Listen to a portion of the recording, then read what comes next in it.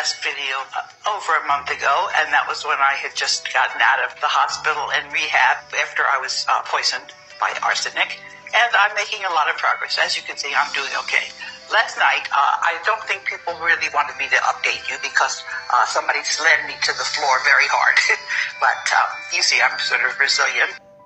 And slow me down at all.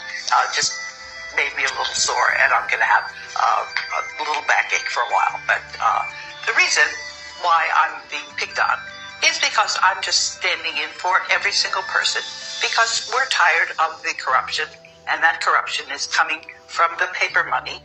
Many people understand this. There are more and more people that understand what's going on. We call them the critical mass. And because these people do understand this, we're in a different reality. We're going to be doing things differently. The main thing that we're going to be doing differently is we're going to be deciding things for ourselves.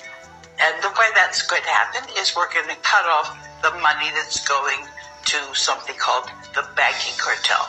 That's Wall Street. That's all the biggest firms on Wall Street. And there are people that are behind those firms. That's called the black nobility. These people have been in charge at least 9,000 years ago. We know this because of the pyramids. I prepared an outline, and I had some very interesting documents which I uploaded on my social media, and the links were cut down 3 times. So I put them back up, and we may have to contend with some more links being broken. I'm doing things a little bit differently. I'm learning from the experience. The reason why I've been involved in the position that I'm in is because I was in the right place at the right time. At the end of World War II, Jose Rizal, who was then something called the Black Pope, that's the Superior General of the Society of Jesus, and his lawyer was Ferdinand Marcos. They created the World Bank, and they deposited the world's wealth in the World Bank. And I was in the World Bank legal department for over 20 years.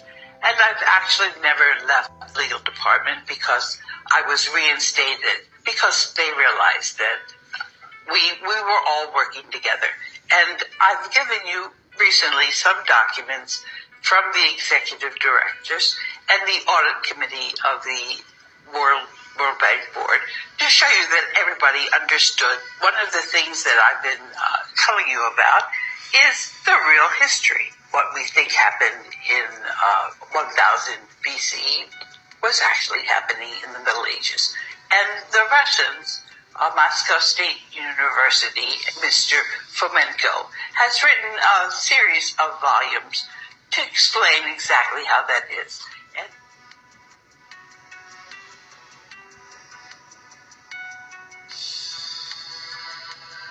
And the way they did this was they looked to see where the eclipses were and where the eclipses happened. And they also looked to see who was active in history. And they found that the same groups were active, and it was just repeated time and time again. You have to understand that what you've been taught in the universities about history is all inside out and backwards. And you can actually look at the cities that are buried off the coasts to see what this group was. And enough of us know that we've been duped, and we're not going to continue to believe all these lies. One of the documents that I've shown you recently was the way I was working together with the board of executive directors.